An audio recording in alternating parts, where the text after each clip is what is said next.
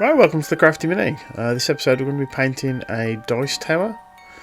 Now, I got this from car boot sale, and it's just a really good bit of kit. This it's filament print, so it's not the best of detail, and there's some obviously printing lines on there. But I don't want a standard grey plastic one. I want to paint it up, so we're going to give it a very simple paint job, and just to show that you can. These little props and things you can use for D&D and other games, you can pimp them up a little bit and make them a bit of a centrepiece on the table.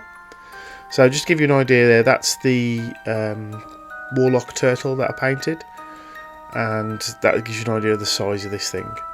And it's a mimic from Dungeons & Dragons, which is one of my favourite creatures. Right, so starting off with the painting, black base coat all over, just watered down some cheap black acrylic paint. Because I'm not going to use my good stuff on this, and just get that all over. Now when that's done, we're going on to a light brown.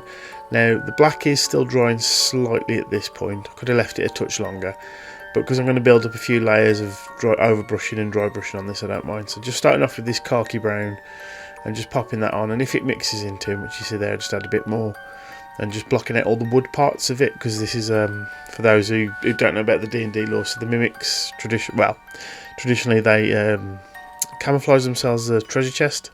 Then when you get near them, they open up and start biting. So we're just going to be working on that first of all, getting all of the wood blocked out. As I say, it's a shame it's a filament print, but for the price that I got it at this car boot sale, and this is one of the biggest miniatures, to use for want of a better word, that I've actually painted. And to be fair, it looked good at the end as well. As I say, it is a shame it's a filament print because you've got all the lines. If it was like a proper resin 3D print, you wouldn't have that. But for what it is, it's a big robust piece. It's going to sit in the centre of the table. It's got a lot of character, and the colours pop on it, and it looks cool. So I'm not too bothered by this. So this is this paint job is going to be predominantly dry brushing and over brushing on top. So once I get that initial layer down of the brown, I'll do another one quickly just on top, and just patch this on, because I just want raised areas more pronounced. And you can see here on the video, I'm not being too neat with this, I'm just getting it on where I can. And then when all this dries, we're going to dry brush up to it for a more orangey brown, just to make it look a bit more like wood. And I want to concentrate mainly over the eyelids as well, so they pop. Obviously the eyes themselves will do a different colour. But yeah, so it was good fun to paint this. Actually, it was a bit refreshing, just not worrying about the finer details and absolutely everything, just to get it done. Right, onto the purple bits. So the sort of stretched interior gum parts where the treasure chest opens, so that's going to be purple. His eyes, the tongue, and then the interior as well, excluding the coins. So they'll all be in there, that'll all be purple. So the same as we did with the brown. So the initial coat, that it does mix with the black slightly, but it creates a nice shadow. And then we just go up as it dries with more coats of the purple, just to make it more pronounced and pop a little bit more. And with the tongue, exactly the same thing. So this had multiple layers dry brushed on, just to bring it up. And you see on the final product, the top layer that curves around the actual dice tower to where the ring is at the bottom of the chest. That's all really punchy and bright purple, and then it graduates down into black in the sort of split in the tongue and around the underside, which you're not going to see anyway. I mean, there is a base coat of it there, but this is just a really simple paint job. As I say, just because it's a table centrepiece, it's a bit of fun. It's not an actual miniature, and sometimes it's good just to go in and have fun with the miniature. Don't worry too much about all the little intricate details and things. Just have a bit of fun with the paint job. And this is something for me. It's going to get you. It's just drying at the moment with a hard coat of matte varnish, just so it can be used at a table. And that's all it's there for. It's going to be a hard, robust wearing thing, and it's going to get a lot of use. Anyway, on to the next part now. So this is the sort of gold bronzy trim around the chest. So this took a while, trying to get it keep as neat as possible. Again, with the filament lines, it's a pain at times, and you do slightly go over, but just as best I can, just going all the way around, because we can always neaten this up later after we've dry brushed the brown. Right, once that's all done, we're going to start the dry brushing of the brown now. So I've gone for a much more orangey brown to build up the layers on top of that initial colour. and this really does start to punch and add a lot more accent. So it starts off, looks quite bright, but as that dries it's going to dull down a lot, and this gets 2 or 3 layers of this, and in between just make sure it fully dries. I don't mind if it's patchy, because it gives that sort of, when you look at wood, and then it goes all, and you've got different sort of colours on the actual wood grain itself, you sort of get that effect. So I'm being quite rough and ready with this. I'm going to have to go over the bronze again anyway, because it's not gone on particularly well. So I'm not too worried if I miss and hit bits of that. But just do an initial light layer, and then I go up now with adding more of the orangey brown in, and it just makes all those little accents and the knots in the wood and the lines all pop a bit more. And you can see now this is the actual orangey brown going on, and this just really makes it punch and look nice, and it marries up nice with the brown in the actual bronze colour itself, and it makes the purple really stand out as well when we get to highlight and dry brush that up. It's just a nice colour contrast.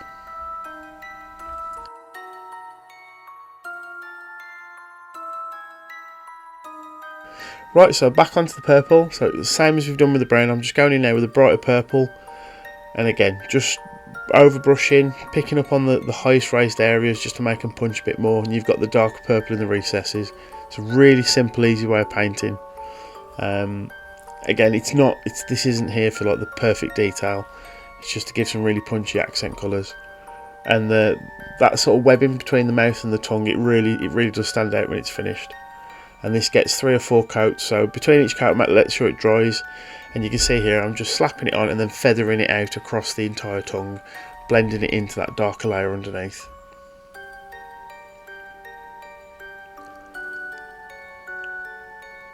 And once that's dry, it gets another coat and so on, and it gets, I think, got about 4 coats in total, using the exact same purple. Didn't up colour it with any brighter colours or anything, just because as you add each layer, the layers become more opaque and that purple becomes more pronounced. And for all of these paint jobs, I'm not using my best brushes. I'm using a cheap Amazon set. It's there for, because these brushes are going to get knocked about a lot now doing all this sort of stuff. So this is just loads of layering, dry brushing, and don't wreck your best brushes for this. Always keep some of your old ones about, because you'll need them for projects like this. So the eyes get a nice purple as well. Once the varnish is dry on these are going to get a little resin blast as well, just to make them pop a little more, as will the gem on the ring, which you'll see later on. But this, again, it breaks up the monotonous of the brown and the bronze, and it matches with the other purple on the miniature as well. Right, so the coins on the bottom, I was originally going to do different colours of coins and things. I've decided to keep it simple, and these have just got a gold, it's an army painter colour. It's just a nice deep gold. This gets put all over the coins, inside and out. The inside coins, because of the black base coat, and it's quite shadowy in there with the shape of the actual miniature and the lights on it, I wasn't too fussed with the detail in there. I've just dry brushed it on. On the outside bits like here, I've taken a bit more time and going around, make sure everything's done properly. But again, just slap this on. It's a nice contrast with the bronze, and it matches with that sort of orangey brown on the actual wood, and it just makes the purple more punchy then as well, because that's such a difference in colour. Okay, the little gem that just gets a couple of coats of red. This was a bit of a pain to paint. This needed about 5 coats in the end, just because again the filament lines. It's a bit annoying, but it got there in the end, and the colour's fine on it. But this, on the top of this gem in particular, you can see the filament lines. They're quite pronounced. So I kept going in, adding coats till it was, it was fully matted over.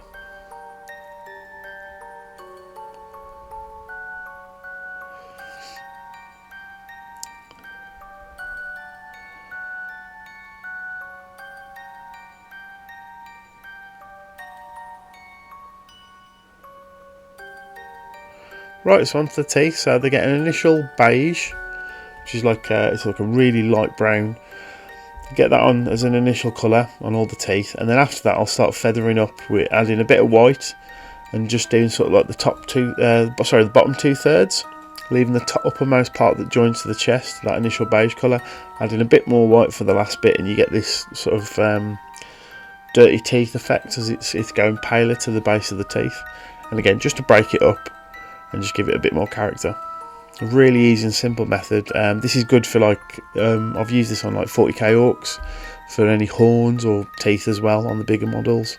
It's a really nice way of getting like a blended tone, and you just make sure that the paint's still a little bit wet on the model when you add the next highlight colour, and just blend it in.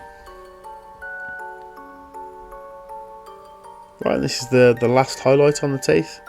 And again, I'm just blending in on the actual the teeth themselves now. They've got the previous 2 layers, and I'm not keeping it level and like straight lines, just up and down, quite random. And it just makes the tips of the teeth whiter and just gives it a bit more definition. A really simple way of doing this. Right, that's the mimic done. Good fun, simple project this was. As I say, it's not like the greatest of detailed miniature I've done. Just because of the process of how it's been made, but it's still a lot of fun doing this, just blocking out the colours, getting to do things just like dry brush, which I don't do as much as I used to. It's a really simple way of bringing out details, things like that. We've got more paint jobs coming on the channel, a lot more. I picked up quite a few cool things at the car boot sale, plus I've got some nice things awaiting to be delivered. So there'll be a couple of little cheeky unboxings and other things, and yeah, we'll go from there. So thank you very much for watching. Don't forget to like, comment, subscribe. It helps the channel out. We're just a small channel here, but we're hoping to grow, me and Sally, and we'll see you on the next one. Cheers guys, bye bye.